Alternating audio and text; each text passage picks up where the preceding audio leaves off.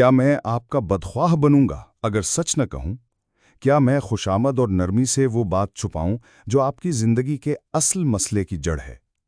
یاد رکھیں، آپ کی نجات کا دار و مدار اس سوال پر ہے: آپ اس ہدایت کے ساتھ کیا سلوک کرتے ہیں جو آپ کو محمد رسول اللہ صلی اللہ علیہ وسلم کے ذریعے پہنچی؟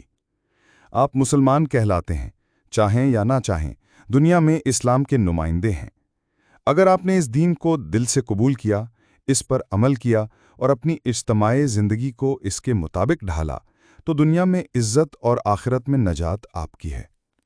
پھر نہ ذلت رہے گی، نہ خوف، نہ غلامی، نہ کمزوری۔ اسلام کی سچائی آپ کے کردار سے ظاہر ہوگی۔ دنیا کے دل اور دماغ آپ کی طرف مائل ہوں گے۔ آپ کی ساکھ اور راست بازی لوگوں کو انصاف، امانت اور انسانیت کا راستہ دکھائے گی۔ وہ وقت آئے گا جب باطل کے ایوان لرزیں گے، ماسکو میں کمیونزم کی بنیادیں ہلیں گی، واشنگٹن میں سرمایہ دار لرزیں گے، لندن اور پیرس میں الحاد شرمندہ ہوگا، برہمن، یہودی اور قوم پرست اپنے ہی نظریات سے شرمندہ ہوں گے۔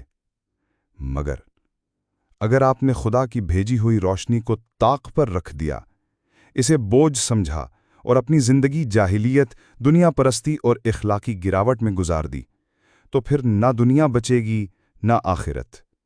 آپ مسلمان ہو کر اسلام کے جھوٹے نمائندے بنیں گے، نہ خود فائدہ لیں گے، نہ دنیا کو فائدہ دینے دیں گے۔ یہ جرم اللہ کے ہاں ناقابل معافی ہے۔ یہ وہی جرم ہے جو بنی اسرائیل نے کیا تھا، اور ان کی حالت آج آپ کے سامنے ہے۔ فیصلہ آپ کے ہاتھ میں ہے۔